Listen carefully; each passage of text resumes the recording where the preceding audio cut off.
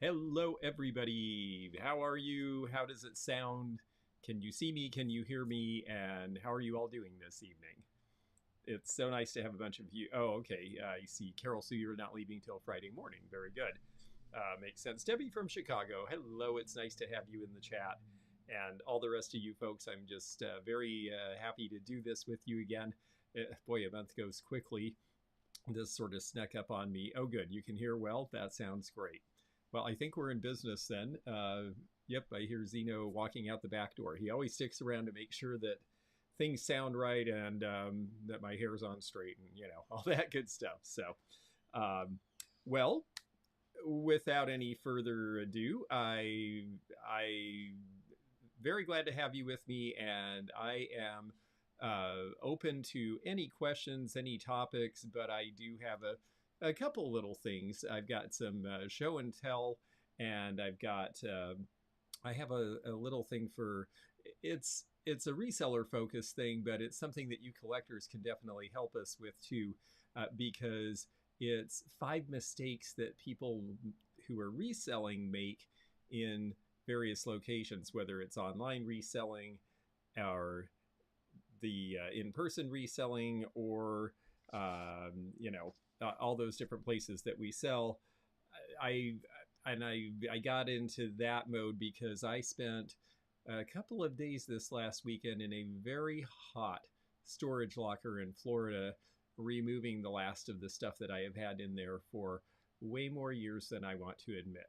So we'll get to that. Willie Joe, good to have you here. And oh, the Randa files, Hedron, very nice. Oh, the volume's low. Okay, I can turn it up a little. Have to turn up on your end a little as well. Let's see here. Okay, let me know how that is. That's a little higher. Um, we were blowing out a little bit before, so we turned it down. So push up the volume a tad. Okay, tell me if that's any better, because I raised it probably about, I don't know, 15%. So tell me if you can hear me. Hi, Jason. Nice to see you. Okay, I'm getting thumbs up, so I think we're good. All right. Well, let's start with the fun show and tell, because we'll get to the topical stuff soon. But I am headed to Teak Stock this weekend. I know a lot of you folks, and Beth, it's great that you got to go to dinner with your grandson, and I know a couple of folks weren't in the chat we just did, but still lower than usual. Okay, I'm gonna turn it up a little bit more. I don't want to blow it out here, but let me know if that's any better, because I just turned it up a little bit more. And I can also bring the microphone a little bit closer to me. That might make a difference. So tell me how that sounds. And when everybody can hear me all right, then we will take it from there. Sounds good here. Okay. Um, Let me know if Corey says it sounds better. Hedron, let me know if you're getting a better sound now. Sarah says it's better. Debbie says it's better. Okay, good. I think we're on the right track. So this is the beginning of September, and boy, September is a busy, busy month. And it is for a lot of people who do this because, the summer is long and it's hot and there's outdoor shows and fairs and markets. But in September, we really get into our fall antiquing season. And a lot of people, okay, moving the mic closer helped. Good. A lot of people who are maybe distracted in the summertime, especially if you folks sell on eBay. I've heard a lot of people say, oh, well, gee, it's been kind of slow. We'll talk about that in a little bit too. You may have noticed that, well, gee, just not as much traffic. People are away. They're outside. They're busy with other things. They've got the end of summer stuff. There's always a ton of big markets on Memorial Day and Labor Day all over the country. That we had Fleur de Flea and the big flea market at the convention center, both in Louisville on the same weekend. And then our local flea market had their big extravaganza, and that was just in Kentucky. And multiply that by 50 states, almost every state, there's some big antique vintage event going. So now we are getting into the busy season for fall. And that it gets busier online. It also is kind of the wrap up, especially in the north. These are usually the last couple of months of our show season. And the show that I have coming this weekend is Teak Stock up at Rosie's Auction House. It's really fun. It's a more intimate setting. It's a smallish show. There's probably 20 or 25 dealers who set up. There's going to be a few new ones this year.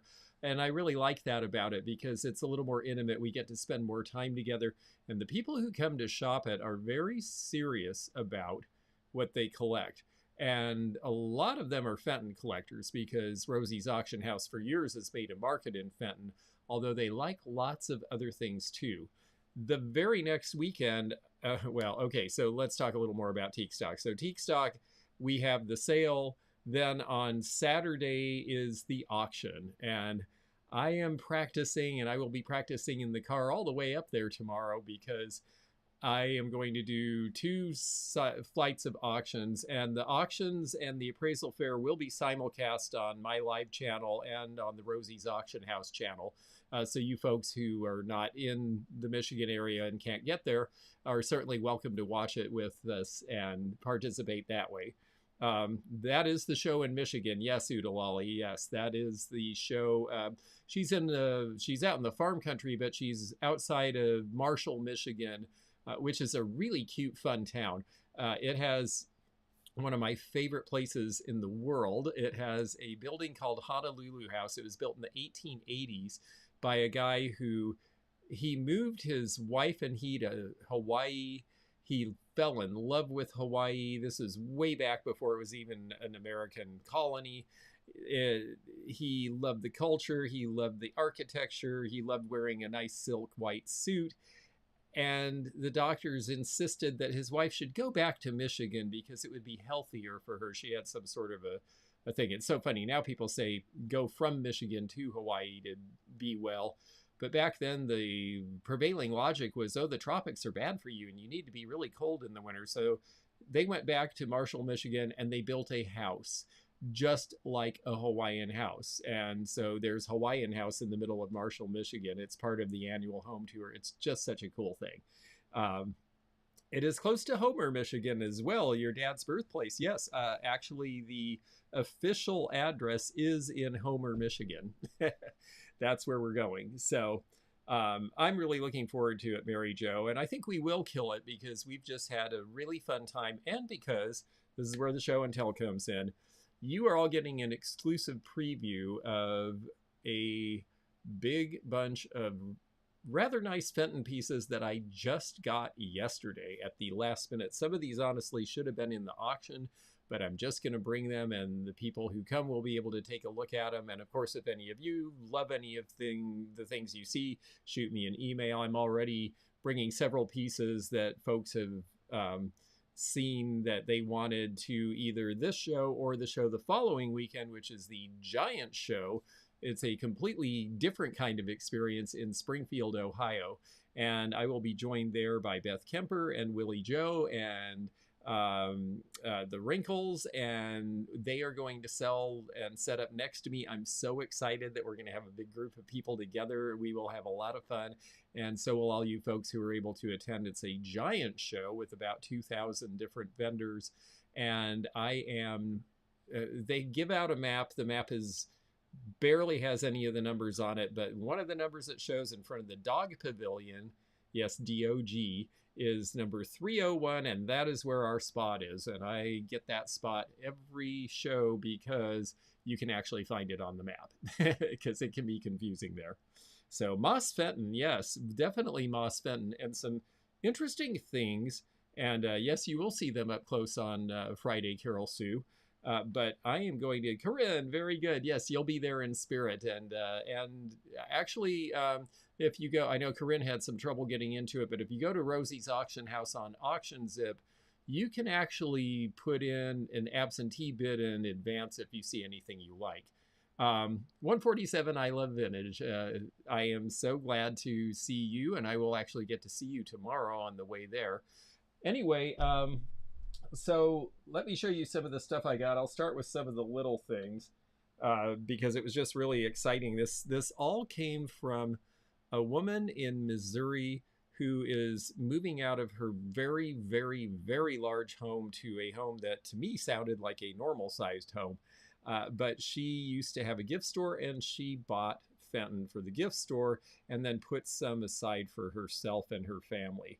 And because she's moving to a smaller house, they've decided to let some of the pieces go and keep their favorites. And some of the pieces they let go are pretty good. I really like the perfume here. Oh, good. Lots of pictures on Facebook. Yes, we'll definitely be doing lots of video as well to show after the fact.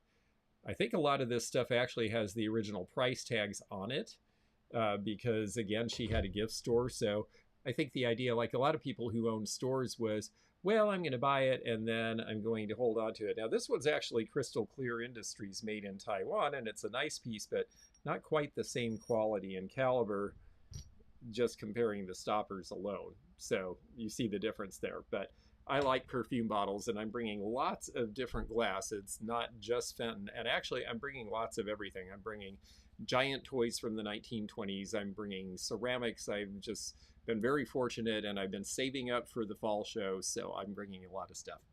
And they are pretty. I agree. I like the pinks.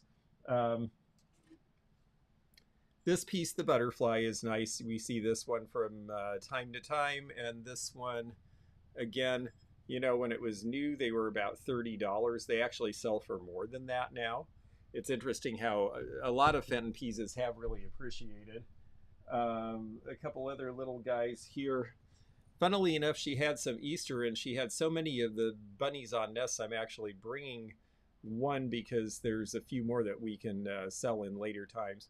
But we have the little bunny egg cup here, and the egg. I like the way this egg is decorated, and it's nice because this one is marked retired. Of course, all Fenton is retired now, but that means that when they got this piece, it was already out of the line.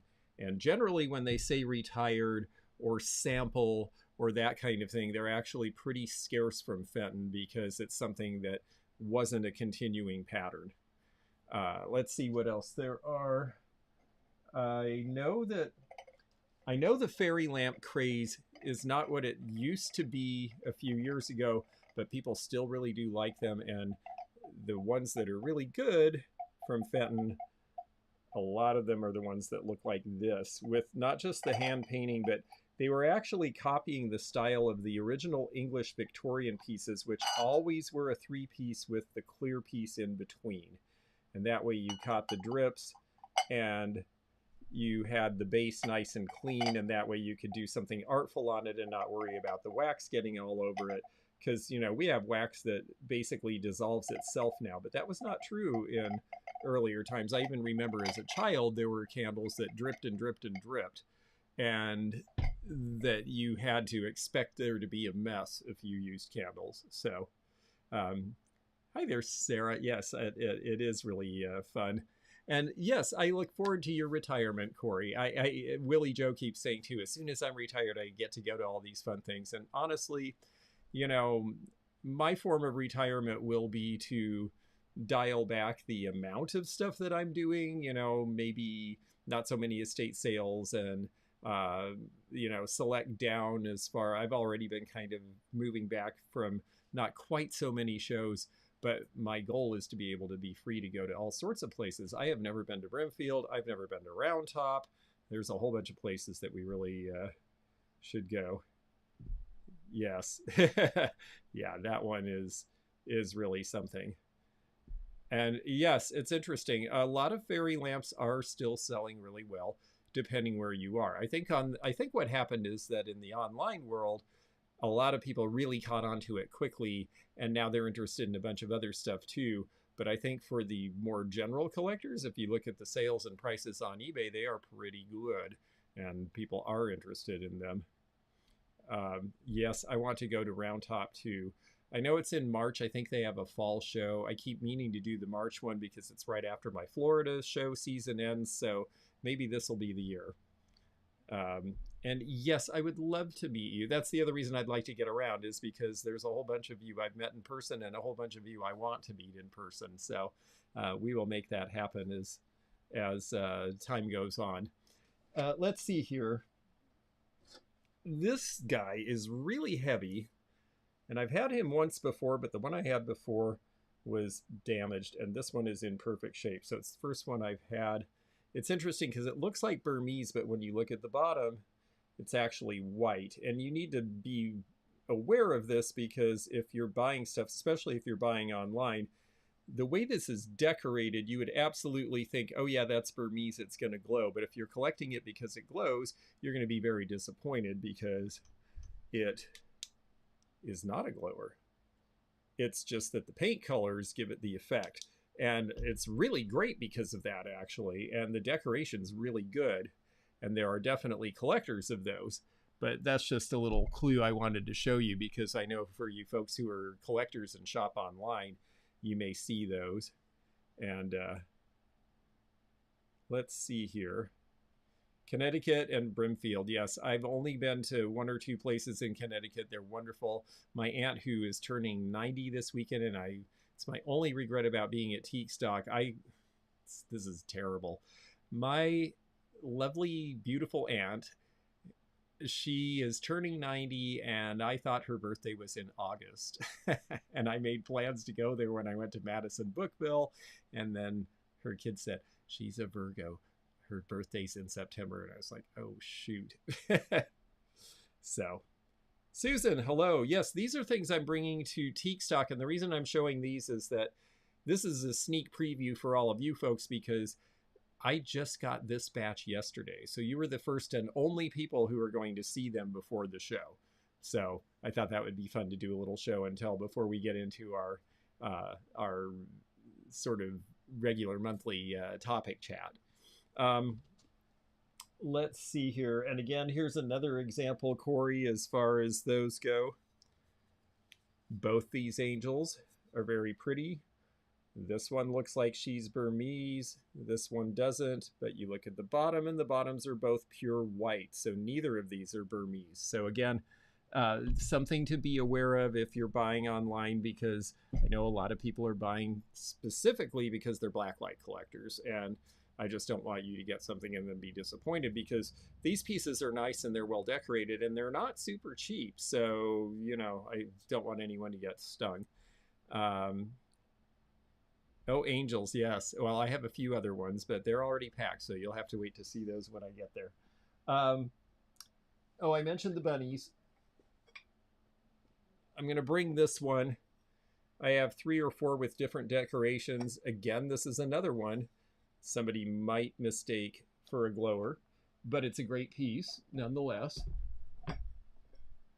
I have to say, I know the hens on nests were a thing, and then bunnies on nests because bunnies and Easter eggs. Other than the Cadbury bunny, I don't know any bunnies that specifically lay Easter eggs, but that definitely is a motif we see. This is one from 1995 from their 90th anniversary year.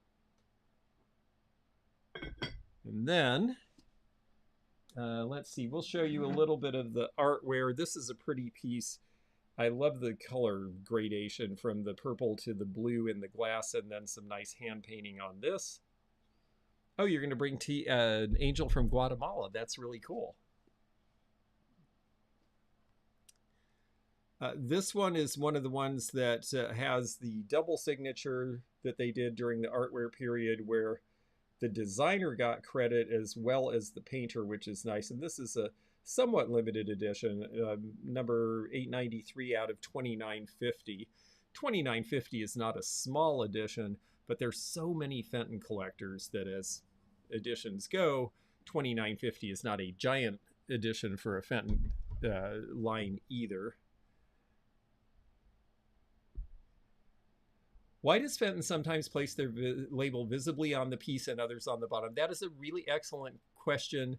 And it is the bane of a lot of antique resellers where you've got to know your stuff because a lot of things, and I'm thinking of other companies as well. Roseville's a great example. Until they did the floral lines with the embossing where the signature was on the bottom, what would happen is that they'd have a paper label and they would stick it in a very conspicuous place because they wanted to promote the brand, and the person at the gift shop wanted to promote the brand so that you would come back for more. but as soon as people got home, they washed them off because they didn't want to have them there. So I am with you, Corey. I prefer when they're on the bottom. Although, okay, Fenton's a little bit tricky because on the other hand, in this case, it doesn't obscure the signature. But I have a piece that I don't have here that's already packed away where there's 2 Fenton stickers on the bottom and you can't tell who painted the piece because the hand painter's name is completely covered up. And I'm like, oh, shoot. I want the label, but I have to take it off because I need to know who made that piece. So, yeah, the retail prices you're seeing, this is what these pieces sold for when they were new. And that was 20 to 30 years ago in the case of most of these lines. And to be honest with you, they still now, because of the interest being so high, they are mainly still selling for these prices and sometimes more. Yeah, Sarah really knows and likes the purple and blue, and this is Fenton's Mulberry, and it is somewhat more desirable. You're right. Mulberry is that purple color is a little bit harder to find, and when you find the pieces that are all mulberry, where it's just that color, especially some of the opalescent pieces, they can be really big money too. Speaking of opalescent pieces, this is one piece that is actually rather old.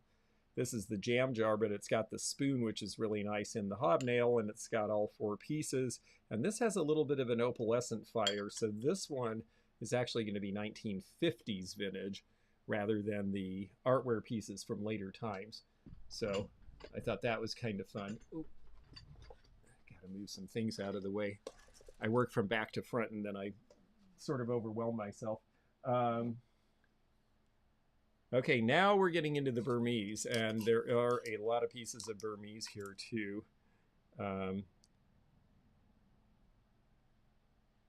If it's not on the bottom, it can distract from the light passing through in some pieces. That's really true, especially if you like colored glass in front of the window.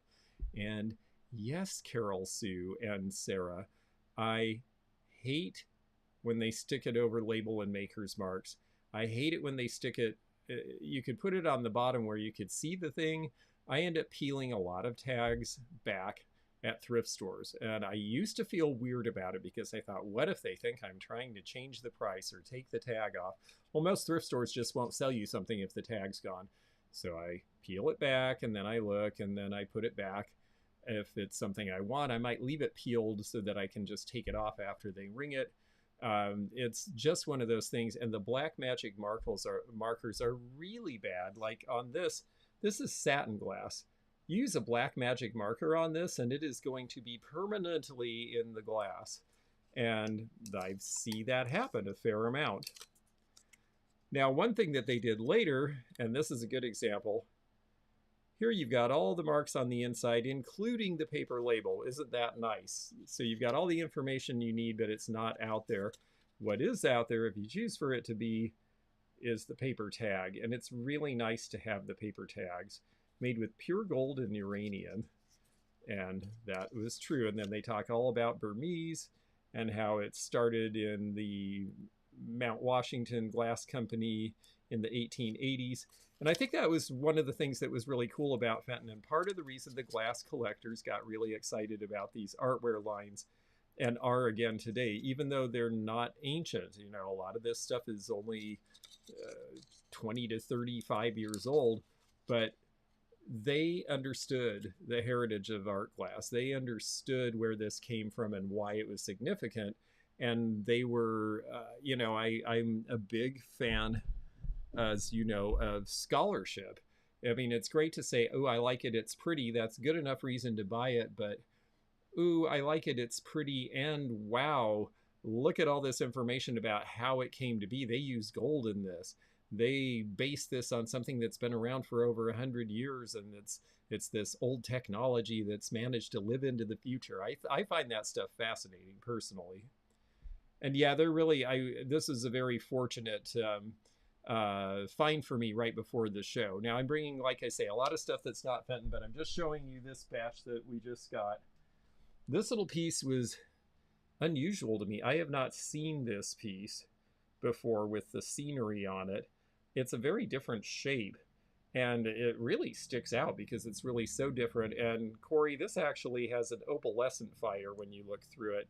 It, you know, it's funny.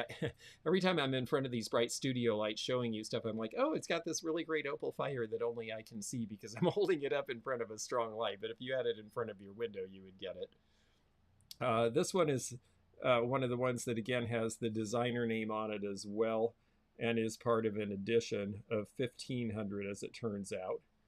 And yeah, it really was, you know, the hand painting really was an art. And all of this that kept them in business for an extra 20 years really is the work of one woman, and that is Louise Piper. She showed up at Fenton sometime in the late 60s and said, I like painting on glass. And I took some of your pieces and I painted these designs on that. What do you think of this? And they were like, you're hired. And she ended up training practically every decorator who worked for Fenton after that.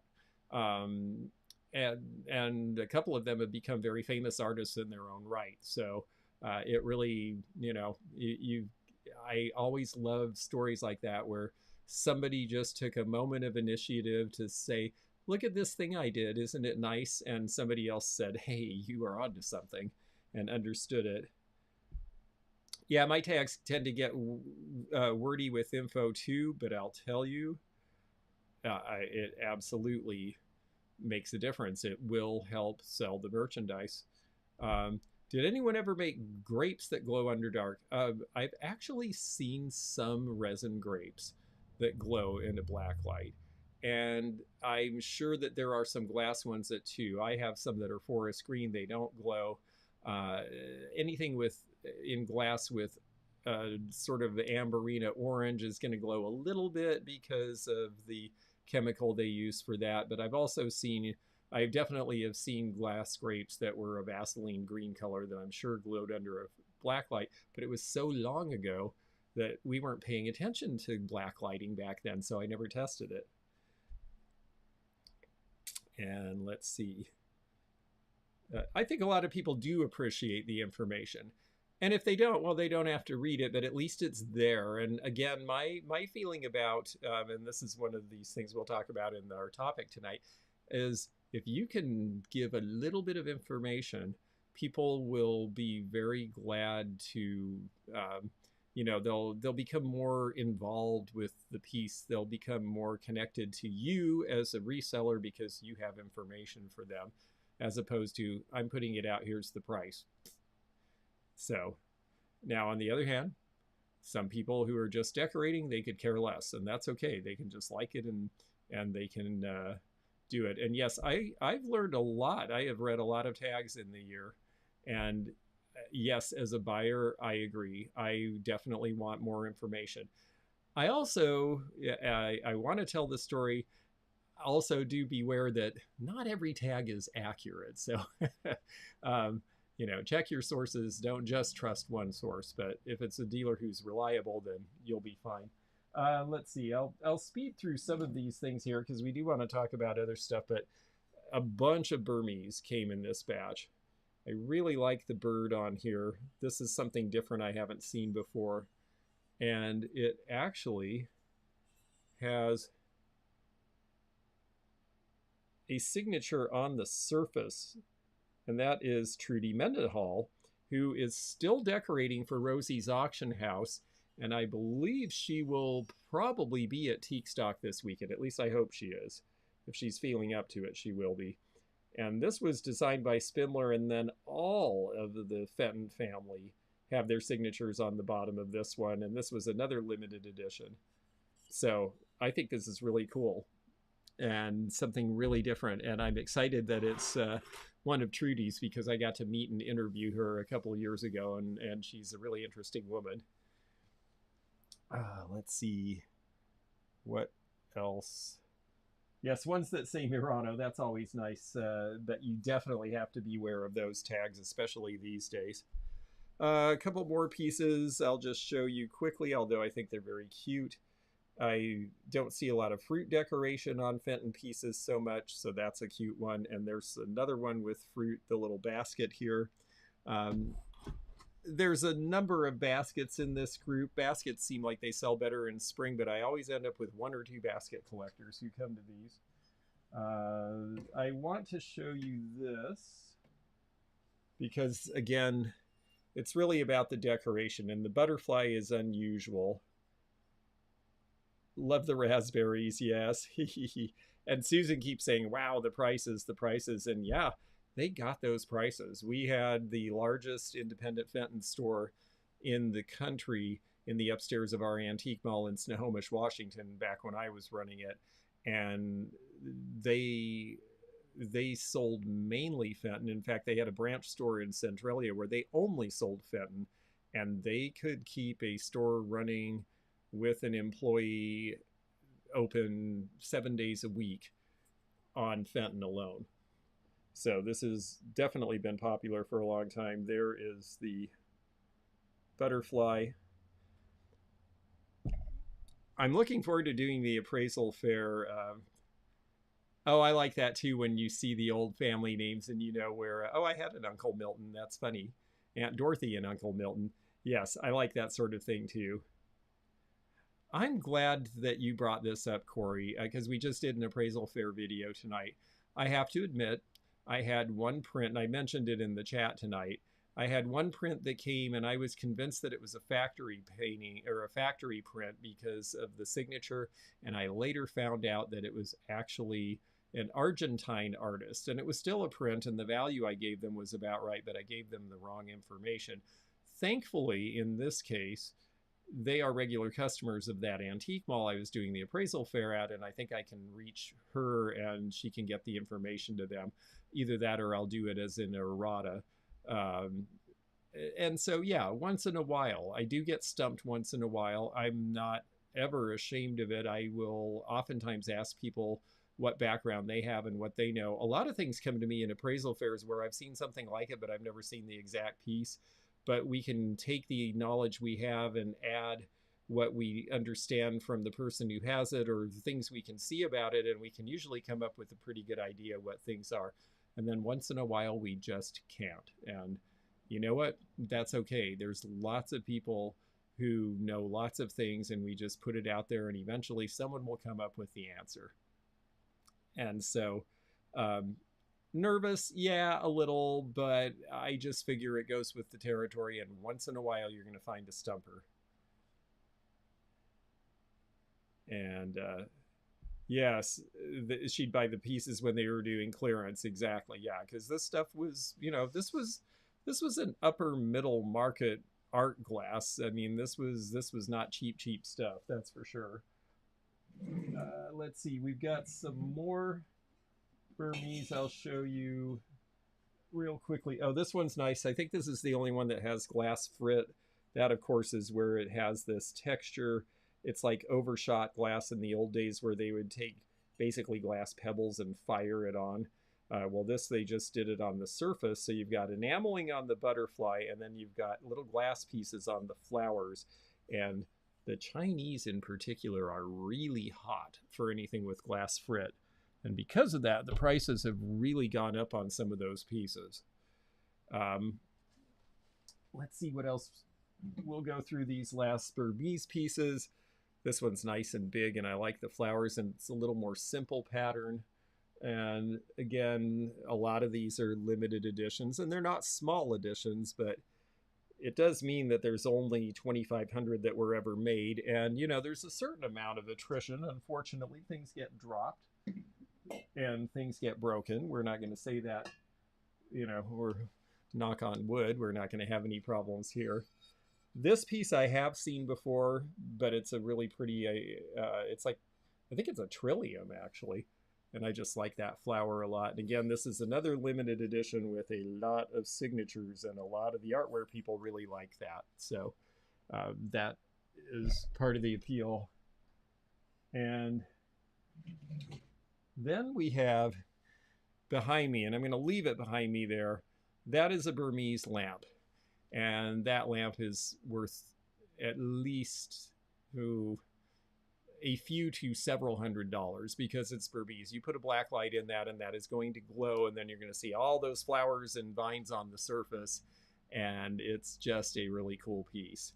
Am I putting any of these in the auction? Unfortunately, I just got these yesterday. So all of these are just going to be out for sale on my table because I already had items in the auction and it's really too late to publicize them in a way. And, you know, I have to do justice to these because I just got them and I'm helping someone sell a lot of this stuff.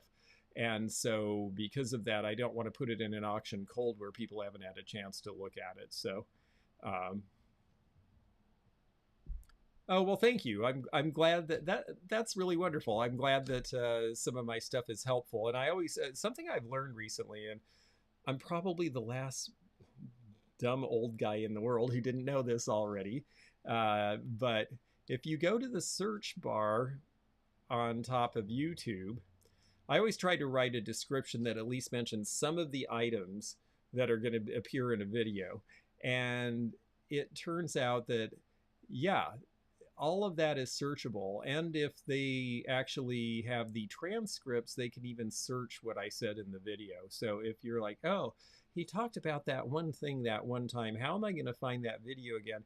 You may be able to go right to the search bubble on the homepage on YouTube for the Antique Nomad and put it in the search and boom, go right to it. Zeno just edified me on all of this, and I think he just thought I knew because he's a tech guy and he understands these things better than I do. So, yeah, it certainly is a haul, and at the last minute too. And there's 3 pieces. Now, I have to admit, for all the fancy and all the beauty of all these Fenton pieces, and as much as I like uranium glass and all that stuff, I'm a little bit more of a modern guy in terms of my personal taste. And Fenton did not very much that falls into that line. And I wouldn't say this is necessarily modernist, but it's a great piece. I saw one in Montana for sale at a mall there. I think I showed it in a video and was kind of surprised that I had no concept of this. It originally sold, Susan will like this price, it originally sold for $295. This is when they were right near the end of their production and they were having guest designers in. So they started to have people who were not their regular employees doing some of their designs, and they came up with some really neat stuff. They had to actually use some sort of I think a silver oxide in order to get that color. And good, I'm really glad. I think that's so important. And again, we're going to talk a little bit about that in a minute as far as, you know, mistakes people make in reselling, but that's it. Yes, $295. And the one I saw in Montana was priced at $295, and I thought, well, someone would pay that. This one, I've had this once before. I believe this one sold for a similar price. Zeno is in a bit of trouble for ditching screen time. Yes, well, you know, he's been keeping everything up while I've been gallivanting all over the country all summer long, so I've been giving him a little bit of a break. Original design, this is Martha Reynolds again, who designed that other piece, and it was 2 designers who did this, and this one is real. Janet likes this one. Oh, that's great. And Carol Sue likes this one too. I agree. I think the women are just, we have the women bringing in the wheat, and then we have this gal who apparently, that other woman must work for her because she's just dancing and having a good old time. And it is almost Art Deco. Yes, exactly. Almost Art Deco and Nouveau vibes. And that's what I like about it, is it's something really different for them.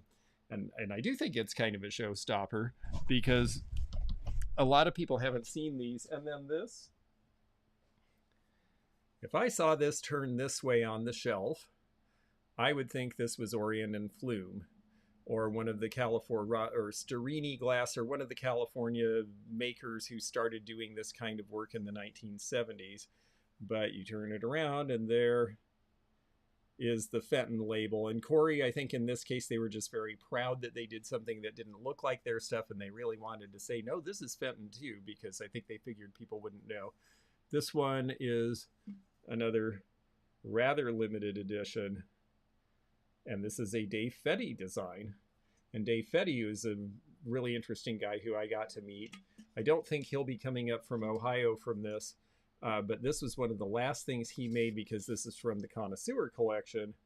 in 2002. And pure silver in the Fevrine batch. Fevrine was, I think, Stu Ben's name for this sort of thing back in the day. And this one was $300 new, and they made 1,250 of them. You know what? I get it. They were not easy to make.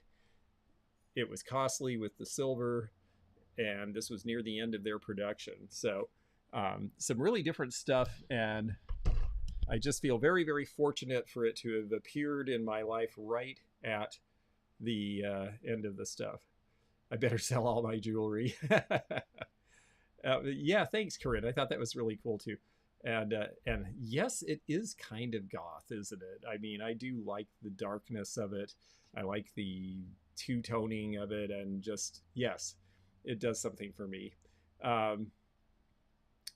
So yes, absolutely Orient and Vloom vibes, very Art Nouveau again. So, so thank you for indulging me. I just wanted to show you, because this all just came at the last minute, and I don't get to show anybody until I put it out and show the people at the show, and they like this kind of stuff, and it might be gone. And I just thought, well, it would be nice to share this with my favorite group of people, and the people who are really serious and come and do this chat with me. So yes, very much a blessing. I think that that's a very good word for it. I have to admit, when you've been in the business a while, and you'll all find this, all of you who are reselling, and even some of you who aren't, who are just collectors, if you know people and time goes on, you will start to be offered things. You will start to be contacted about things. Things will start to come to you.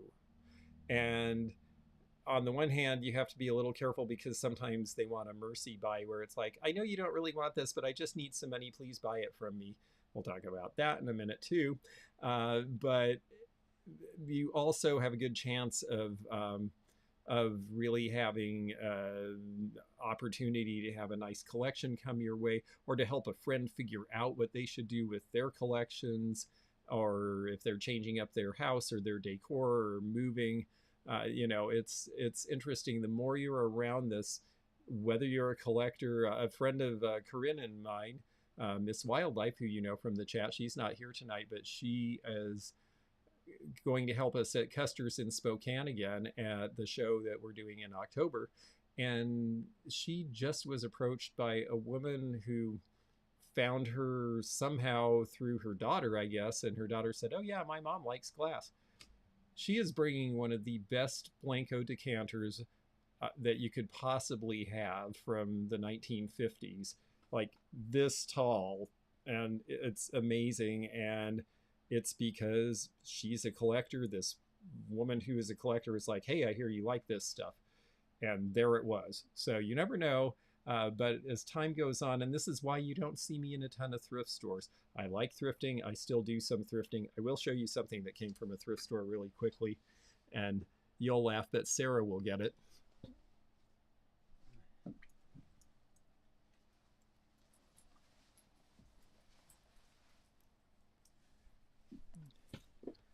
If you think, minus the hair, boy, can't wait to donate this. If you think Pat Benatar in the 1980s, or I think actually Sheena Easton wore something like this. It fits me in the shoulders, but it's this tiny, funny little jacket. And it was definitely a hot brand back in the time, North Beach. And these sell pretty well online. So this is actually going to go online in my next eBay listing. So this was a thrift store find. And I think it was under $10, as I recall. But it could not be more 80s. And yes, definitely snazzy. And yeah, it's a look that we don't need to look at it on me, but it was a fun thing that I just had to show it off. So, and the color is great, actually. Yes, I think it was Sheena Easton wore something like that in red in a video back then in the time. And so, anyway, that was fun. So, you might have owned something similar in the day. Yes. Yes. I think I had friends who owned something similar in the day. And so, with that, Oh, one other piece too. This was another thrift store find. And this one I'm going to hold aside for eBay too. This is Aldo Landi. This is Batosi. And shockingly, in this day and age where they're really pricing this stuff up in thrift stores now when they catch it, they had it at $9.99. So, and yes, well, if you want it, it can be yours. So I will put that aside. Maybe I'll just bring it instead. So yes, a little bit of thrifting, but honestly, a lot of stuff comes in collections like that now. Dirt Road Memories, hello there. I hope that you're going to be at Teak Stock this weekend. That's how we met, and oh, she brings cool stuff, and her prices are good, so that should be fun. Yeah, you know, I rarely see it in our part of the Midwest either, Beth. I know you're not far up the road. You're an hour up the road from me, and surprisingly, I think I've found one piece in the state of Kentucky. I don't know if it just wasn't distributed here. I know other Italian pottery from the era was. So anyway, I want the lamp. Okay, well, I'll tell you what. If you folks are really in love with the stuff, please shoot me an email. I will be glad to let you have potentially first option on some of this stuff, because you're my inner circle after all. 2 Batosi lamps, that's a pretty great thing to find. I know that it might not be as much of a seller in your area, but I imagine that they would do very well online if you were willing to deal with shipping something so big. Okay, let's see. So I wanted to talk a little bit, and this will be, that was maybe more the fun show and tell part, but I think this topic came to me this weekend when I was, like, I think I mentioned earlier, I was digging in a storage locker in Florida. A storage locker that I have had for either 5 or 6 years. A storage locker that has cost me $1,500 a year for the last 5 or 6 years. And when I got down to the point where I had taken out a bunch of boxes of my personal stuff that I had thrown on top of it when my mother passed on and I moved out of her place and couldn't bring all of it to another location all at once.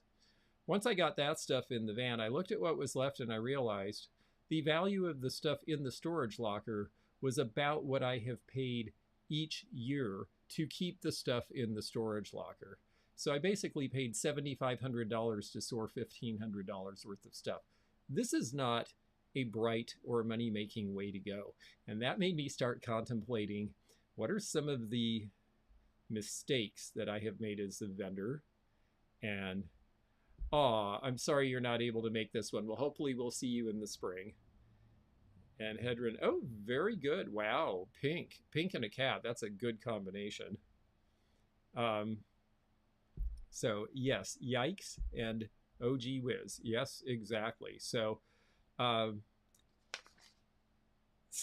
guess we'll start online because we're all online now. And I basically want to do like 5 areas that people make mistakes in and talk about what those are, because hopefully it'll be a cautionary tale. I have probably made most of these mistakes at some point in my career. Some of them I'm still making. And also, what is a mistake is relative to what you want to be able to do and how much bandwidth you have to do all of this. Yeah, the math ain't mathin', that's right. And yes, you feel this too, exactly. Yes, exactly. Well, that was the situation I was in, was that, oh, I didn't really have a place to take it. Now I have a place to take it, my personal stuff. And then I looked at what was left and it was just like, what am I doing? So online mistakes. Okay. The first mistake I see a lot of people making is limiting themselves to one online selling platform. Now, I am guilty of that currently because I don't have the bandwidth to take on more selling platforms. But so often when I hear people say, oh, I only do X, and I say, oh, why don't you sell on this other thing? Oh, I don't like that platform. Well, okay, fair enough. And the one I hear it about the most is eBay. And I understand eBay's policies change, their fees increase. It can be slow in the summertime. There's definitely things to not love about eBay. But eBay is the largest international market for antiques and vintage in the world.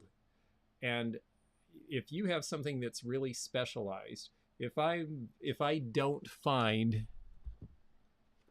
the buyer at the next few shows for this piece, am I going to sit this in a mall and wait for a year for the right customer to come by? Maybe, if I have enough stock and I'm not concerned. But if I want to move this and I am trying to help a person who's moving and probably could use some money for their move, which is part of why they gave me the opportunity to get this stuff, well, I owe it to them to try to do something to move it. And this is something that is specialized. That customer might not come into my mall, but they might go looking online.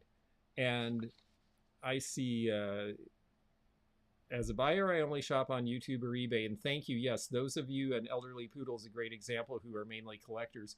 Please keep mentioning these things, because that is really important for us to all understand. And yes, eBay is the big daddy. Here we go. I only sell on Facebook now, but I'm opening a Poshmark closet in October. Great example. As you get bigger, or your inventory gets bigger, why put it in a storage locker? Find another place to sell it. And that's what here we go. eBay and District. District. Yeah, let's talk about District here. I'm going to go to overlays. District has a number of different little sites on it. And let me see if I can find here. Sorry, I'll get a picture up here in a minute for you to see. If I can read my own writing. Okay, well, let's start with, oops, nope. Okay, well, here's an example. Here's a guy who's closing his store after 15 years. That's a big old pile of stuff. It ends up being storage. A store can easily become a storage place. Here's a lovely example. All right, yes. If you're looking at this, you might need another location to sell. If this is what your storage looks like, and my storehouse has certainly looked like this on a few occasions, you might need to have a sale. You might need to sell some other places online. District was mentioned, and District is stuff like Vamp, Virtual Antique Marketplace, that Misty from Thrifter Junker Vintage Hunter sells. So if you're into, like, she does a lot of kitchen things, if you like this sort of thing, then she's got 9,200 people who are customers there, and this might be a place for you. If you sell a lot of glass, for example, this is Knickknacks. This is Jocelyn from Crazy Lamp Lady's site. She's got 22,000 customers. Both of them have been pretty careful about not expanding the number of sellers faster than the number of buyers to support them. And so here we go. Yes, Sarah just started on Poshmark. Let's see here. I think we've got a Poshmark here somewhere. I know a lot of you have seen all this already. Well, let's talk about a few of the other ones. Okay, so here's Whatnot.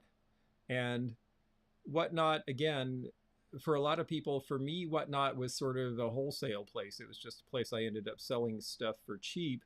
But if you develop a market, or you sell in one of their categories, like sports cards, for example, and you have a lot of that sort of stuff, Whatnot could be a good place for you, especially if you want to get rid of a bunch of stuff quick.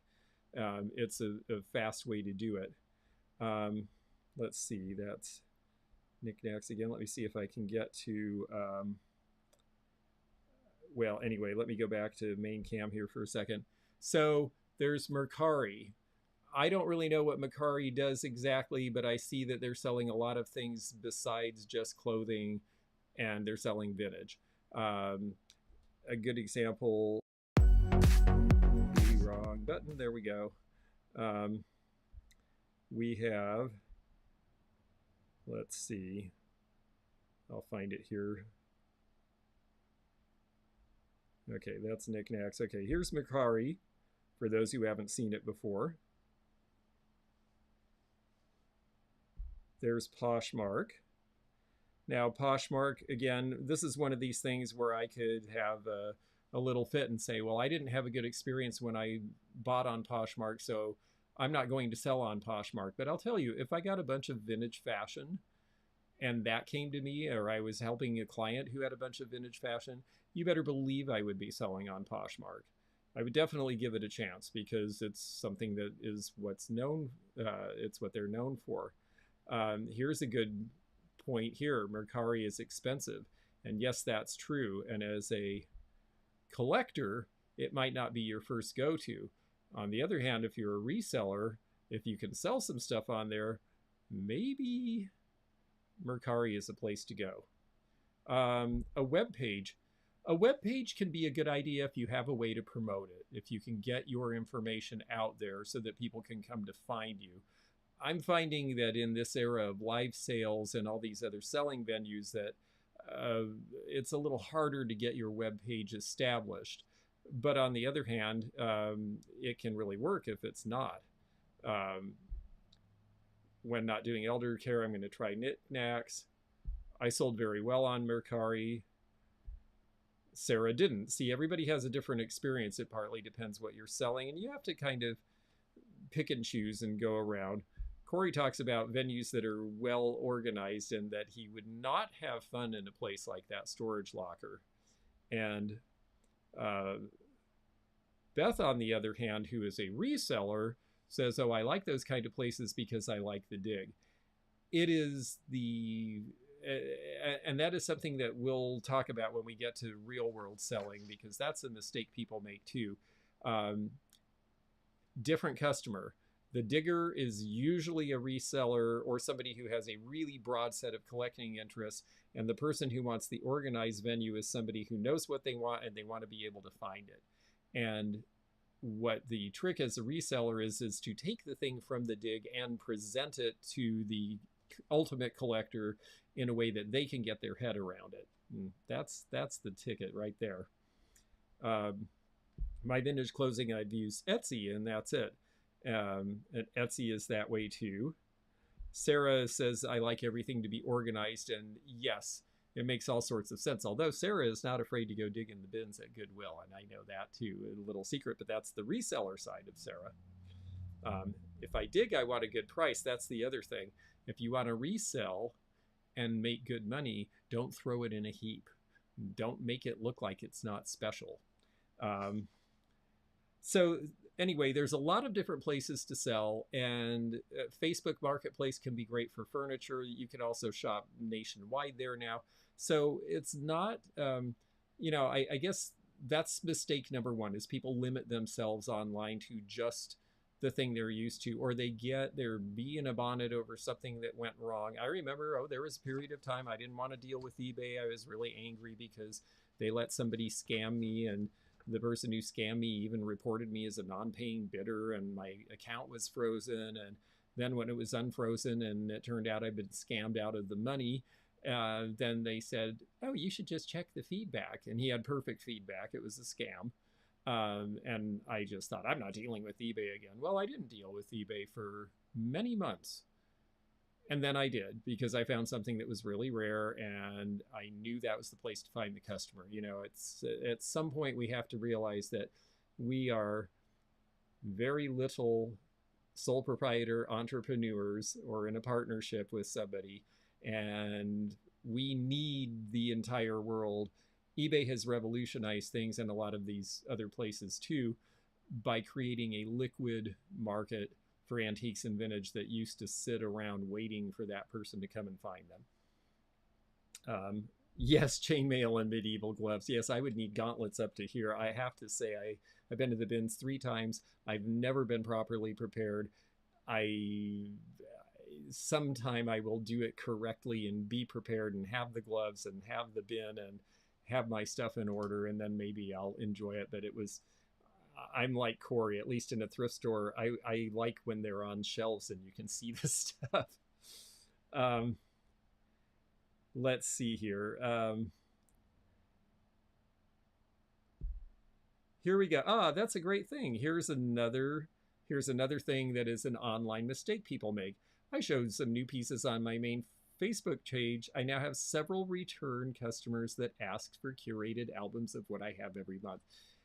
Now, granted, Carol Sue is specializing in jewelry, costume jewelry mainly, and so it's easy when you're a specialist. It's easier to build a market, and it's easier online almost than anywhere else because people are looking for specific items. But that is a very, very good idea.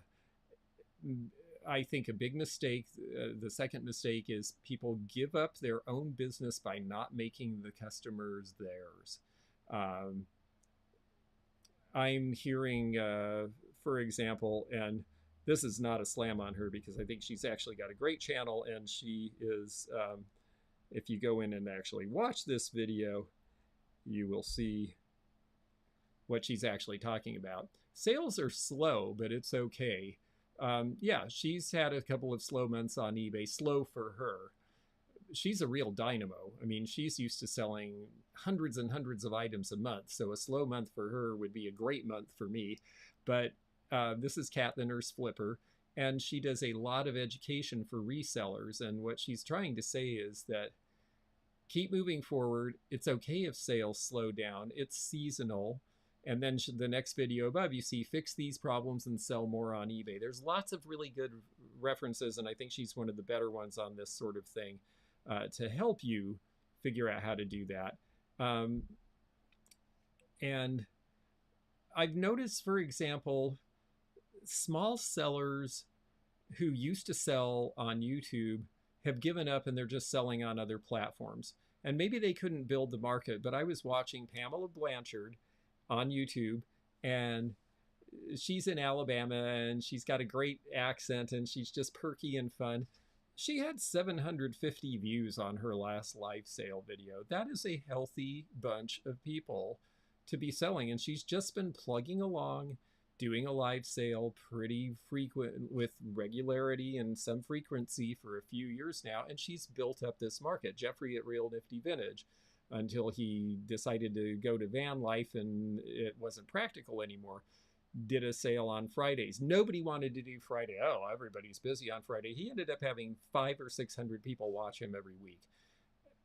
I'm so surprised that a lot of people who started having sales on YouTube have just ditched it, because it's like, but they're your people and you can develop them and you get to know what they like and you start to have this symbiosis, and it's just, you know, there's something really fun about that for everybody.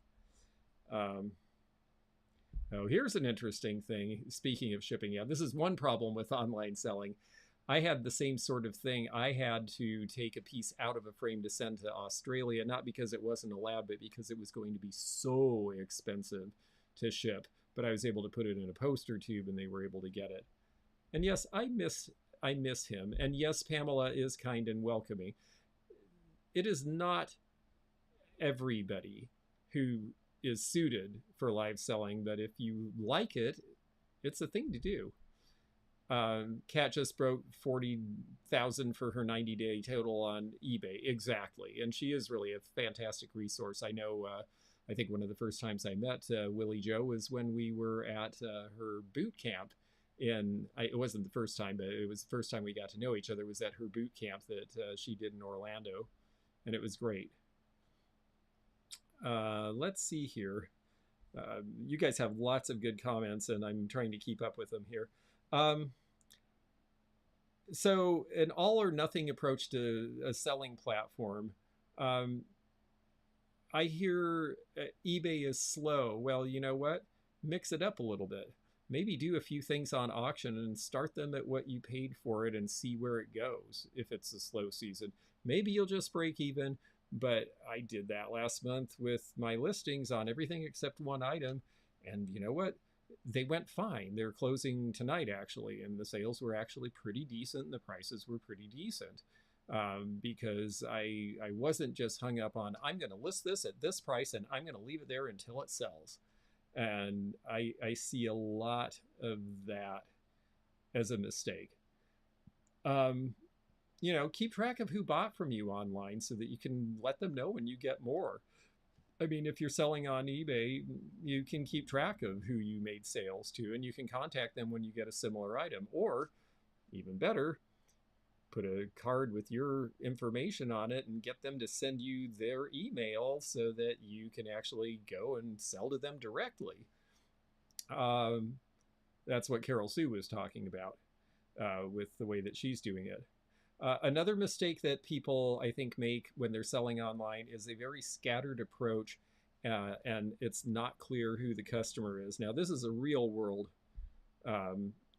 thing as well, so I'm going to show you a real world example, I think, if I can find it here. All right. Let's see here. Yes, okay. So I know, I'm sorry that I didn't get this framed in a little better where you can see the picture better. They really were very proud of this space. To me, I'm not clear what is being sold here. Is it a vintage fashion dealer? Because there's clothes hanging up, but they're not really assembled in one place. They're sort of just hanging on the furniture. Are they a decorator dealer? Are they repainting and repurposing furniture? It's not organized in a way that, to me, creates a cogent message. And I think online where we see that happen is when people, you know, they're not building a market. And part of it I know is if you're just buying stuff and selling it, you get what you get. I'm that way. And so I'm not doing a great job. I told you I'm making some of these mistakes too. I'm not doing a great job as far as that goes, because I'm not just selling one item or one line of items or a couple of different things online. But you definitely can do that, or you can focus like on this marketplace, I'm going to sell these kind of things and see if I can develop a customer for that. Oh, orange. Yes, the orange circle. Oh, I have not been there, Corey. If I get down to Southern California soon, we're going to have to do that. It's a boutique feel, right? Exactly, and that's what they're trying for. And I think that you can make a boutique feel in a lot of different ways. Online, Etsy is a great way to make a boutique feel, because, and I think we can show that here. Let me get to. Like, for example, here's the home page. Well, I look at the home page and it's like, well, it's not really a lot of antique and vintage. But then when you hit on the right, I saw vintage lighting. Well, then you go to vintage lighting and there we go. Now all of a sudden, you don't have to be the person who owns all this vintage lighting, but your piece can appear in a category with other vintage lighting that's very browsable and easy for people to shop. And that can solve the problem. You don't have to be the specialist, but you can be shown in a setting that is appropriate and maybe will get you a little bit more money. Let's see here. Another mistake, which this one I didn't make, and I'm very happy, I'll show you in a minute, is the notion of sort of an all or nothing approach to how you sell. Like, I mainly do auctions on eBay. I don't always do auctions. I do a lot of buy it nows. I also, occasionally, if it's appropriate, I'll even run a reserve. And I've had people say, why would you ever sell anything with a reserve? Well, sometimes I'm selling for somebody and I can't take the chance of not getting a certain amount of money. And to me, it's worth it to make sure that I can reach that market and get what I need to. But here is, if I can find this. I did my best to get this together, but it's not totally organized. So let's see here. Yes, here we go. So if you remember on my eBay flight that I did, I listed 19 items at auction and I put the dolly piece on a price with a best offer, and it sold. It sold for a big chunk of money, $4,500. Now, that was half of what I saw the most expensive one listed at, but the most expensive one was in perfect shape, had the folio, had everything. Mine are nice, they're good, they're fun, they're going to somebody who's bought from me before. Again, there's that repeat customer. But this was an example where I didn't do it the same way that I always did, and I was rewarded because it was appropriate for the merchandise to handle it in a different manner. So, good night, Sarah. And good, I hope so. I don't want to, I don't want to babble on about nothing, and but I do really try to make this something that hopefully, you'll glean. Even if you're a collector, you'll glean something, and as a reseller, maybe you will too. And yes, thank you. It was really awesome. I'm very excited. And there was no guarantee when I put it out there that it would sell, and it did, and fairly fast. And I was really pleased with that. And then there's the fifth one, and I think for online sellers, this one might be the most important of all. Part of doing this is freedom. I want to be online. I want to be my own boss, or I've already had a career and I want to do something fun in my retirement, or I am starting out and I want to develop a business, and this is a business I can do from home. There's lots of reasons people get into this. And so a certain amount of it is about you. But who is actually the customer? Well, Elderly Poodle is mainly a collector. I believe Corey is mainly a collector. It's not that we don't all find stuff and dabble and sell. Joanne Gibson, who's in the chat, is strictly a collector. I remember running the antique malls, and I'd always say, what does this say to our customer? I mean, I had a situation, this is the dumbest thing, but it's the best example I can think of. We had a mall where it was very well run. We were very busy. I had a good manager. The staff were almost all women, except there was one guy. Well, the guy worked 5 days a week. He'd move furniture. He'd clean the bathrooms. Well, I came in on a day when he wasn't there, and the bathroom was just disgusting. And I was like, what's the deal with this? Oh, well, this is 30 years ago. A little different attitude then. Oh, well, we have the guy do that because we don't want to clean the bathroom. That's the guy's job. And I'm like, the guy can't be here 7 days a week. What is this saying to our customer? What does this tell the customer who comes here? Does this say this is a nice place that they take care of and have pride in and make sure you're comfortable and have what you need? No, that's not what this is saying at all. And I don't really care whether a guy cleans the bathroom or a woman cleans the bathroom. And so we had a little go around on that, and eventually the bathrooms got cleaned 7 days a week. Now that's a really small example, but the bigger point of all of this is, who is the customer and what is the message to the customer? I just want to put this up because this is an aside, but I had to, this brings up a story.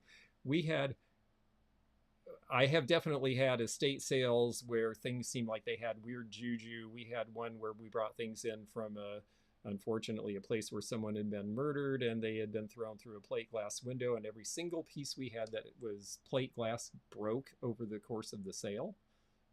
4 or 5 different things: mirrors, glass tabletops, stuff where nobody was around and that just fell off the wall. So yeah, I think there might be a little juju with stuff. On the other hand, we had a woman who came in and she bought this Victorian desk. It was beautiful. She paid $950 for it. She took it home, and then her husband called. We can't afford this. I want to bring it back. I insist on getting a refund. I don't care if it's all sales final. And I said, that's fine, send it in. Well, he sent her back in, and she proceeded to tell us this story about, oh, well, I can't have it because it's haunted. And I'm like, your husband already told me you can't afford it. I know why you're bringing the desk back. I already said it was okay. And finally, I looked at her and I said, don't you think the refinishing chemical would have driven the spirits out? She didn't like that very much. But you know, she was playing a game. But Is there some juju with stuff? Yeah, I've definitely heard a lot of stories where there was a little juju with stuff.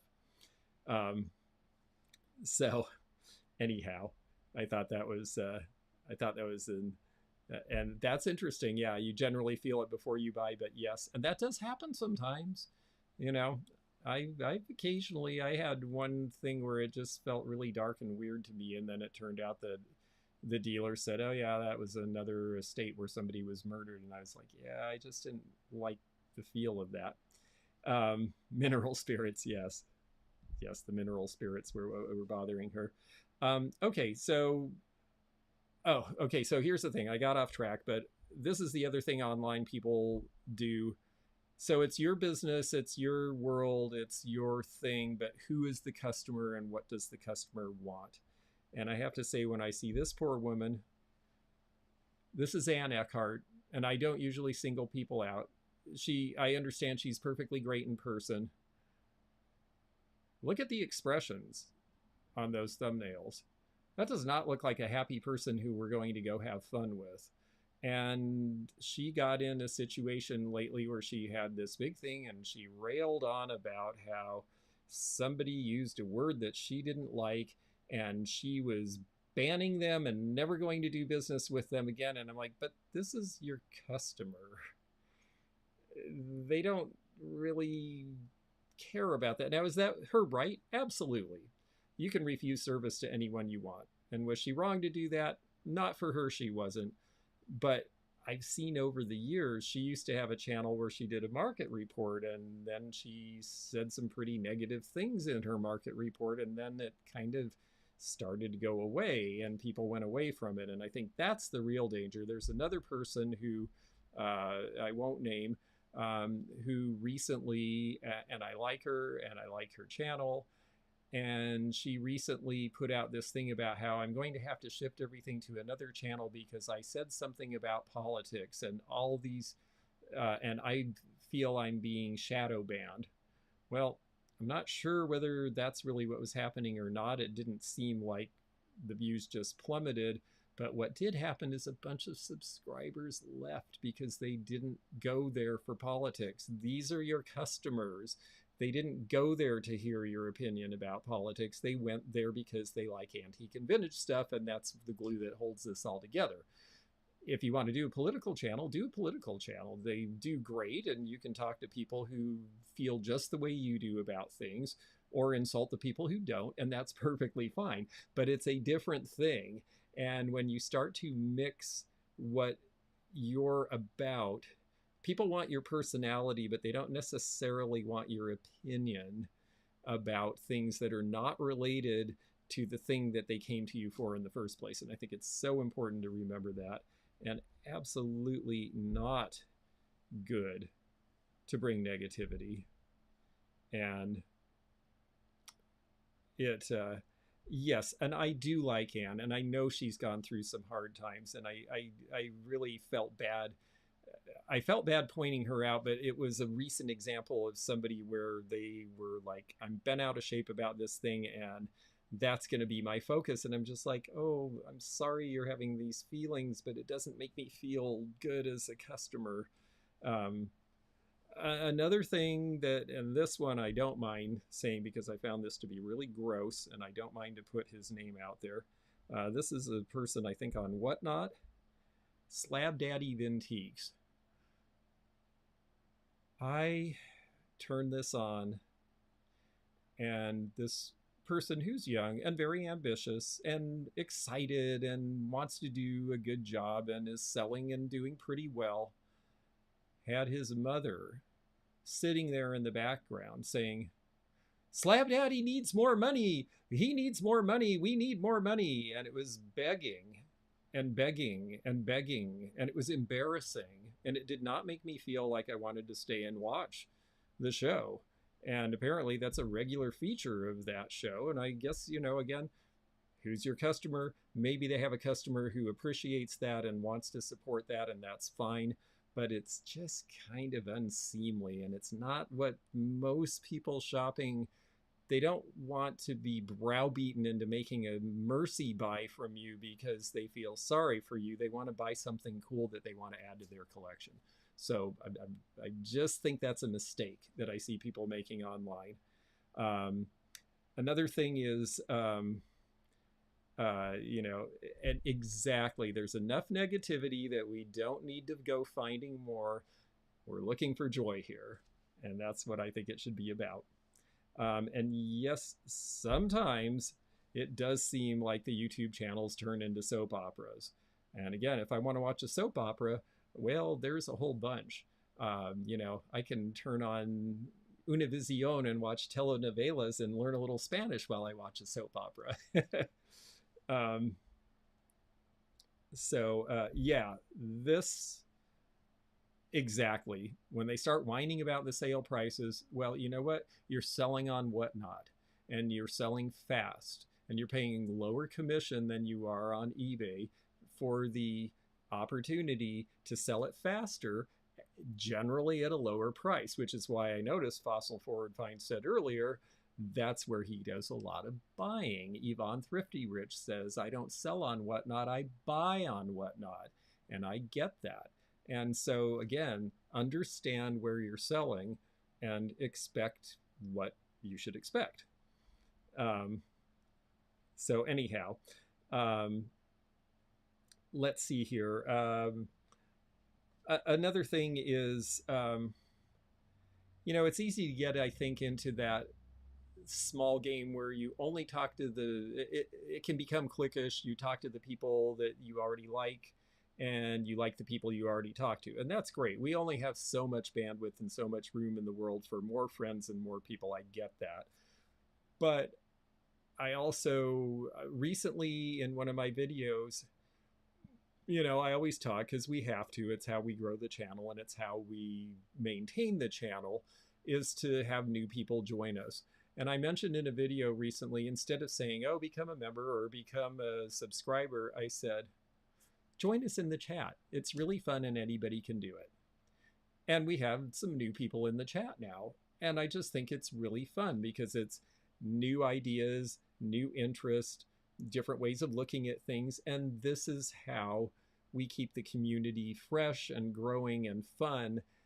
And I think it's really easy to isolate and get into a smaller and smaller and smaller place until you're kind of all alone. And that's not a fun place to be in life, and it's not a fun place to be online. And yes, exactly. Mary Jo is a fairly new person to our group, and I'm just so happy that you're here. And all of you were new at one time, and now a lot of you have been hanging out together for a long time, and it's just wonderful. So real quickly, I'm going to talk a little bit about some real world mistakes that people make too. And yeah, it really is. And that's what I like about, ooh, the atomic clocks are great. I keep seeing these interesting side things about stuff that people are doing, and it's just really awesome. And here is a great thing. Start an auction at what you can afford to lose it for, or accept that you may lose money. It does happen. I lost money on 3 or 4 things that I put on eBay last month because, like I said, I put it out for what I paid for it. It sold for roughly what I paid for it, and then I had to pay eBay. So I lost a little bit of money. I did that because I took the chance that some of the things would really pop and I'd do well, and some of them really did. And overall, I made good money, and I'm not afraid to do that. I've learned that from having storage lockers with all the things that I thought were going to sell for something and then didn't, and then got put aside and then forgotten. And it's better to just sell it and move on and turn that money into something else. Let's see here. Real quickly, real world stuff. Okay, so real world stuff, some of the stuff that we just talked about applies. There's a couple of other things. The first big mistake that I see, and this is a really serious mistake, is dangerous display.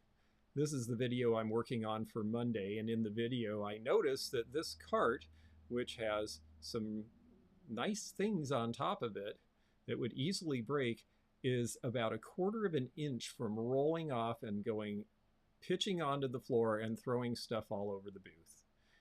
And then who do you blame? Do you blame the customer who maybe bumped the table? Do you blame the, and yes, that is a nice science book, actually.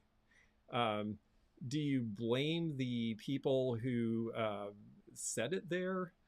You know, things happen. You've got to remember, if you have a mall space and you're not there all the time, things are going to get moved around. So thinking about stuff like this is important. And here is a good example why this is horrible. This was Toll Booth Antiques, one of 4 large antique malls in Columbia, Pennsylvania. I didn't get to go there when I went to do the appraisal fair and the meet and greet with Jocelyn from Crazy Lamp Lady a couple of years ago, and I was really looking forward to going back, and now it is gone. And it is gone because somebody plugged too many plugs into their circuit, didn't follow the fire marshal's advice, and poof, the entire thing burned to the ground with everybody's merchandise in it. Easily $1 million in antiques and vintage went up in smoke. It is really important. You know, I get mad every time the fire marshal says you can't use the orange cords. I don't know why. They seem heavy duty to me, but you know what? That's what the fire marshal says, and I guess they know something. So, you know, taking things like this into account. I will go to I'll go to antique malls. We made a rule: don't put anything at the bottom of the staircase. I have seen in antique malls where somebody trips on the last step and they fall on the floor, and maybe they hurt themselves or maybe they catch themselves and they're fine. But if they fall on top of a bunch of the display that you put on the landing, well, guess who's liable? It's you. And it's so important to take those things into account. It's also good display. You know, if you're stacking things on top of things on top of things, what if I want the thing on the bottom? You know, it's one thing to put a picture on top of a bunch of plates. I can move one item and take the plates out. But I see these very elaborate displays where they're beautiful. And yeah, it looks like something somebody would have in their home. But I really would like that crate that's holding up the other 50 things that are on it. What am I going to do? So, you know, think in terms, again, what does your customer need? And yes, that was very sad. I hated to show that. I sure hated to hear about it. Yes, exactly. Daisy chained extension cords. Exactly. That's what happens, especially in old buildings. Crate buyers are the worst. Yes, it's true. I use crates as display, and I don't usually sell them. Once in a while, somebody will talk me out of one, and then I have to take the whole display apart. So again, I've made most of these mistakes.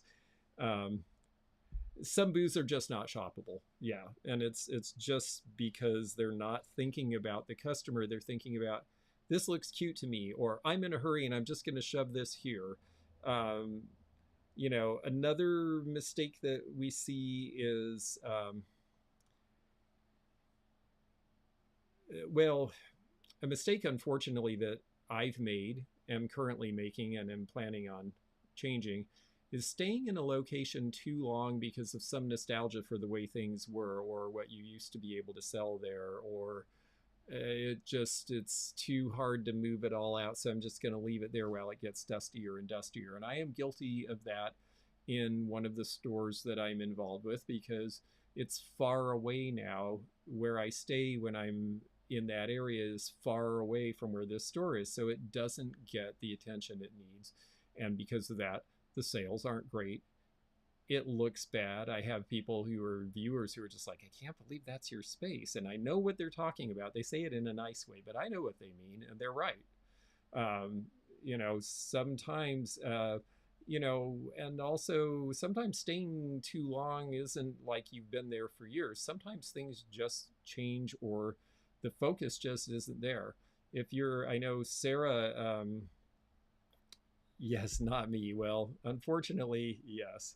And yeah, we're all guilty sometimes. Sarah Wrinkle was talking to me. She was in a mall. She showed me pictures of her space. She's like, I don't know why I'm not selling. And I'm like, wow, it's really great. She had a showcase. She had nice stuff. Her prices were good. It looked good. Her display was good. And then I said, oh, you're in a showcase. So who walks around the mall and helps people in showcases? And she said, nobody. And I said, oh boy. They sit at the counter and they wait for the customer to come get to them. That means you're missing every impulse sale. A lot of people are already shy about shopping in showcases. And if you make that, I remember Jocelyn from Crazy Lamp Lady. She's changed because she realizes there's great stuff in showcases. But she said, I used to avoid them because I just figured everything's going to be expensive and I have to get somebody to help me. And the expensive part may or may not be, but the getting somebody to help you should just be happening. Because again, if their focus is on the customer, then the customer should be being served. If their focus is on doing their eBay or playing on their phone while they sit at the desk, or in one mall that I was involved with for a brief while, all of the staff, yeah, they were there. They would all congregate at the desk and gossip and talk.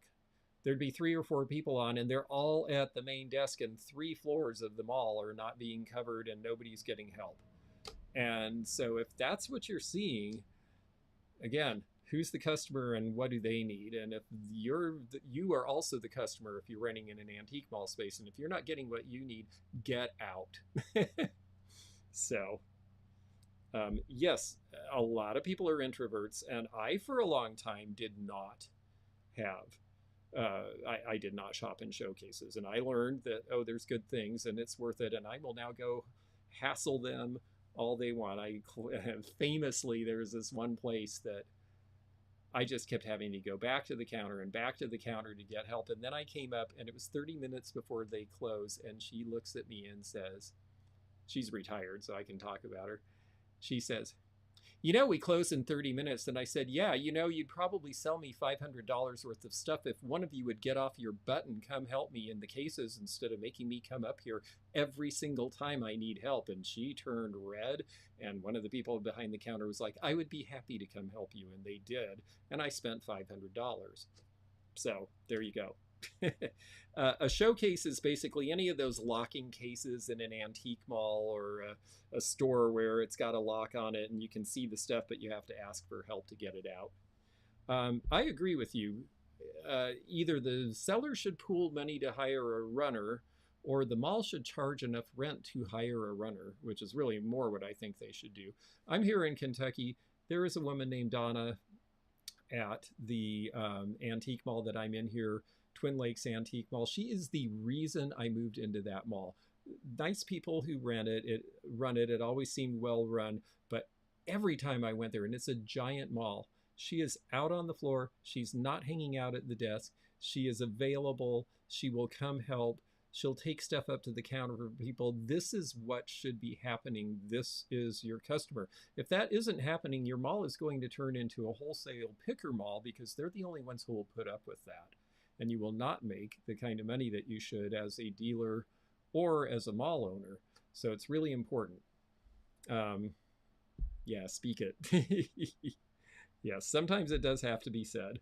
It shouldn't have to be said, but it should. And yes, Willie Jones is who I'm talking about. And yes, she is absolutely great. And she's been there for years. She knows where the stuff is. She knows who brought what in. She comes and sees what you brought in after you bring more stuff in. And so, yeah, that is your dream employee. That's who you want. Oh boy, I just had this happen for the first time in years.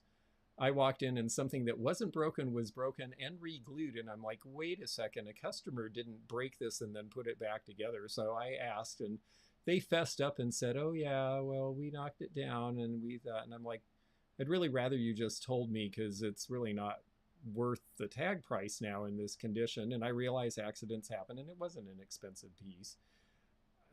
I get that they were, yes, trying to cover up their mistake, but also thinking, well, maybe we can make it right. But it just wasn't really the way to do it.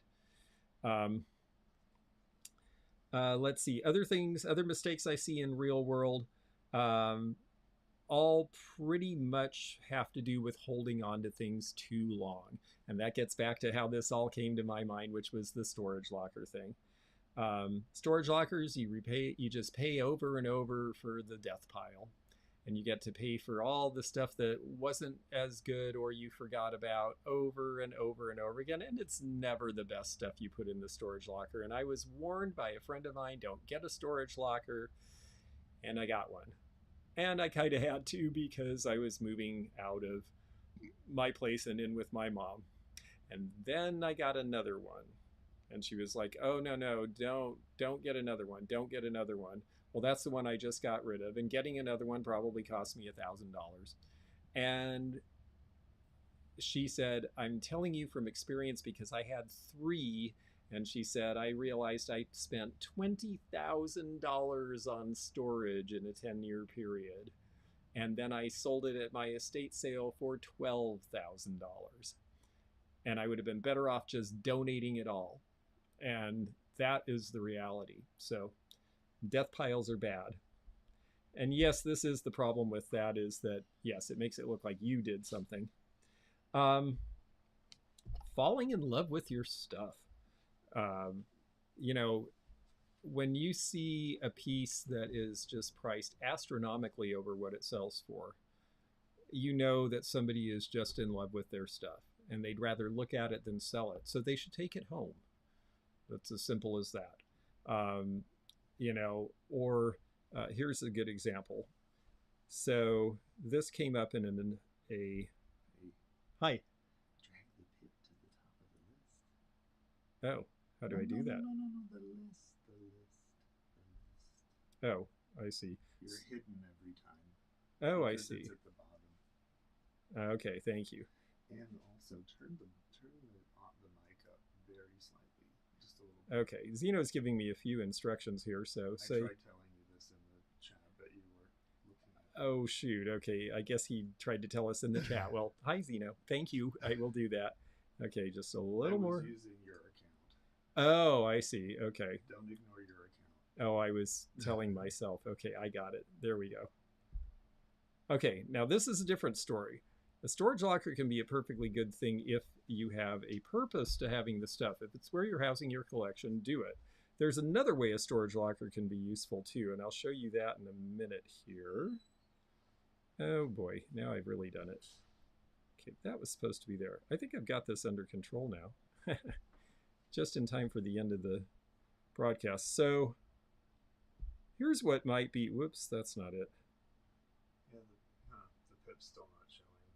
Oh well, whatever. Here's what might be a good storage locker. This is a storage locker where you can actually open it up and sell every weekend if you want to. And you're not required to, but you can. And there are these sorts of things in various cities. I've seen it in Utah. This is New York that you see in this picture. Well, there's an option for you.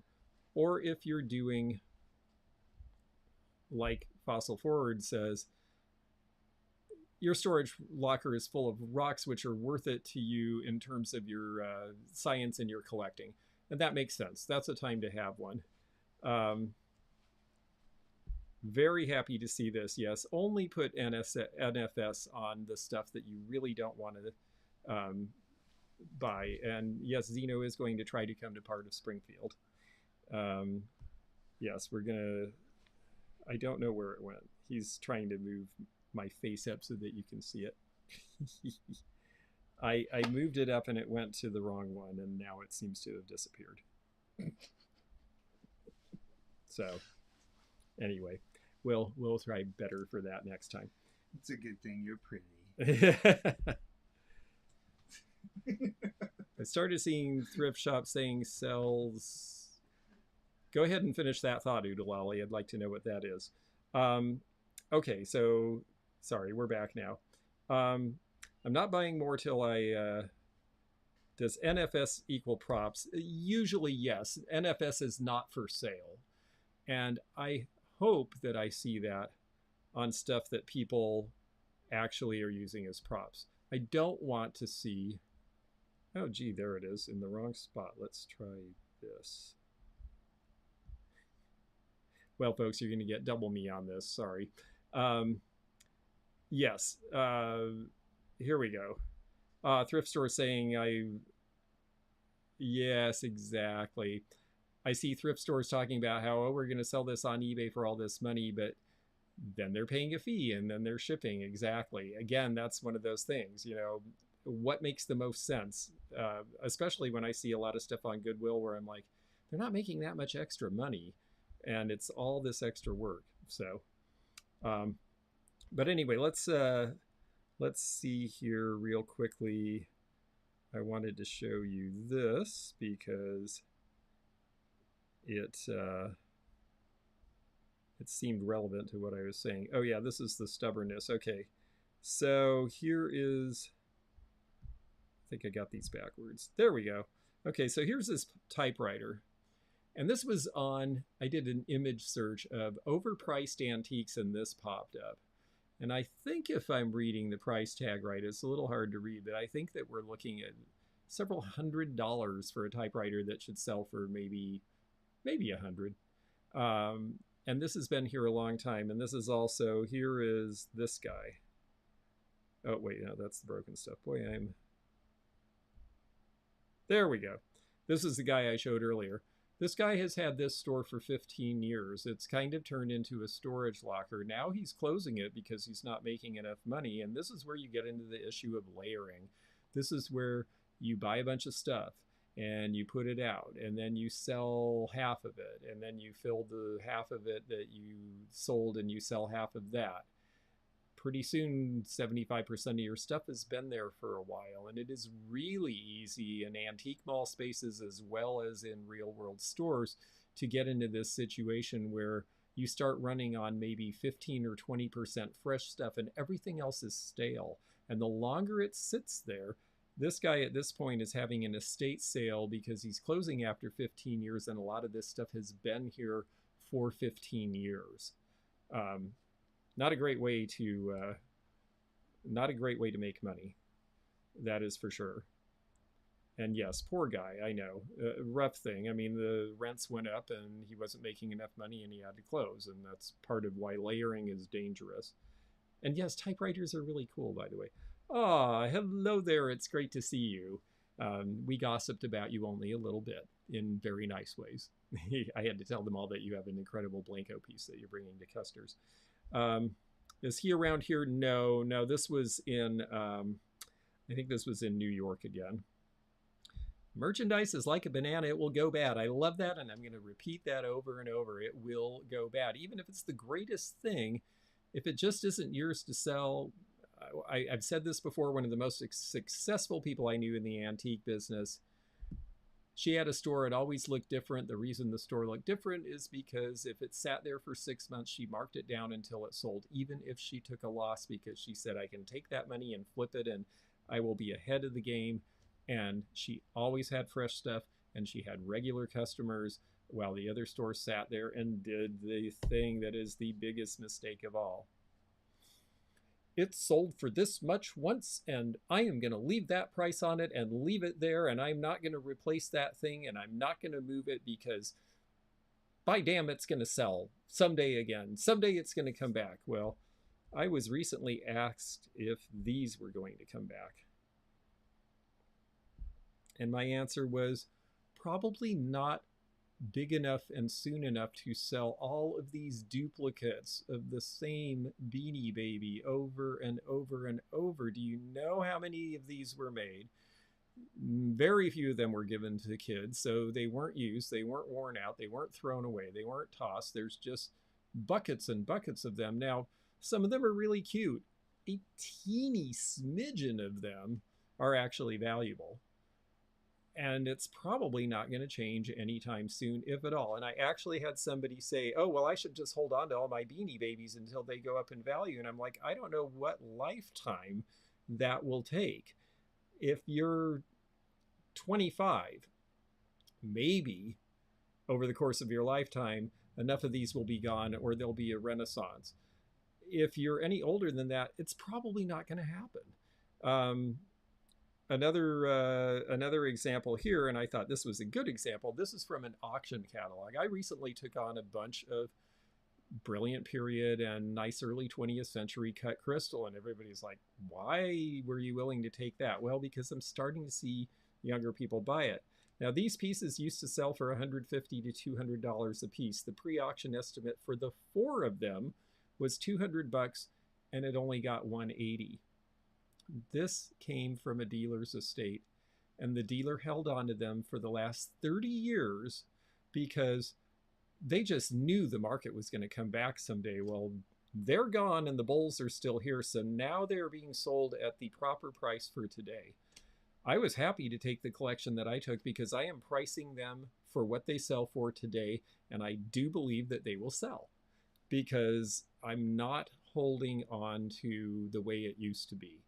And it's a real problem, I think, for a lot of us in the business because we're nostalgic, we're sentimental, we like the way things used to be. That's why we like doing this, that's why it appeals to us.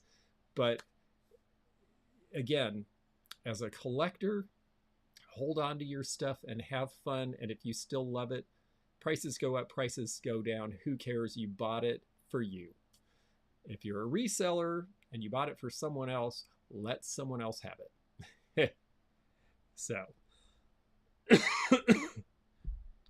and exactly, a few people are buying them because they saw them.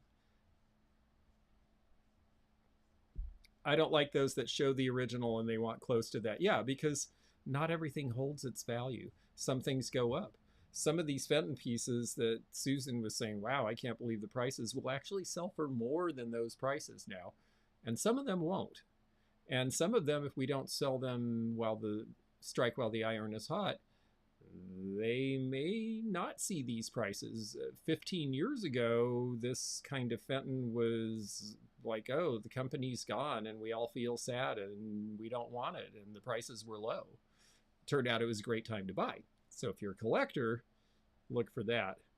And yes, it is so easy to do. Well, the market might come back. Buy it based on what it's selling for now, and then you don't have to worry about whether the market comes back. You can just put it out and sell it. That's the main thing.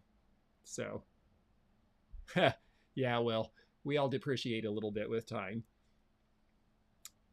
And so, with that, basically, I guess those are the 5 real world things that I see people making mistakes doing. So hopefully in all of that babble, there was something interesting for you. And I really enjoyed watching the chat. I sometimes I wish I could just be in the chat with you, but that's because it's such a nice group and I really enjoy it. And that is the thing as a collector, don't look at the value, look at the value to you and buy accordingly. I pay retail for stuff fairly frequently if it's something I want for me. And I don't have any qualms about it. But a reseller has to think about it a little bit differently. So,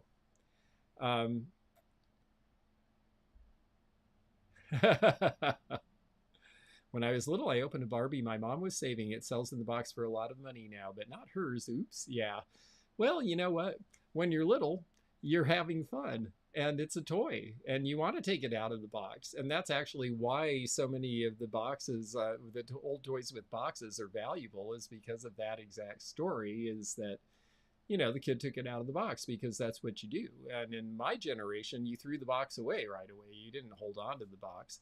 I had a friend down the street who did, and now his Matchbox collection is worth a fortune because he kept every one perfectly a generation before everyone else thought to do that. Well, he was pretty bright that way.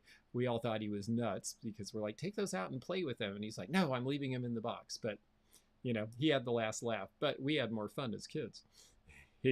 Corey, that is so very kind of you. Thank you for the super sticker. I really, really appreciate it. It's very generous. And I just, I'm very grateful for all of your memberships. It's not that I wouldn't have these chats with you for free, but it kind of filters it down to the people who I think are just the most serious and the most fun. And I'm just so glad to do this with you. So if there's any other questions, let us know. And otherwise, we will do this again next month. I have a little bit of packing in front of me now after showing you all of that stuff. So I have some things to do before I leave here in the morning. But I will be up at Teak Stock tomorrow evening and start setting up, and then we'll set up in earnest Friday morning and be ready to roll. So for all of you who are coming there, I look forward to seeing you, and for everybody else, well, come watch us online and we'll have fun together that way. And thank you. I really appreciate all of you very, very much too.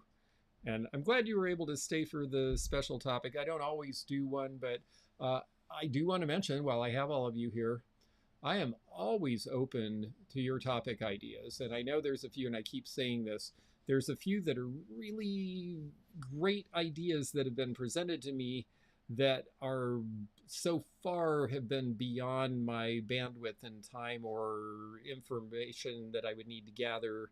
I know someone wanted a jewelry seminar. I've got to get enough jewelry of various types to get together to be able to do that. I know someone else wanted to talk about Victorian era antiques and how that changed. And I've started to work up an outline for that, but it is such a vast area that I think that could be a multiple part. So I'm trying to figure out how to whittle it down to subjects that make sense. But please email me any thoughts, ideas, things that you're observing, things that you think would be interesting, things you'd just like to know.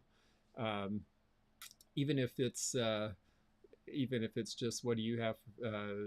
Well, I was going to say what do you make for dinner, but since I don't cook, that would be a very short show.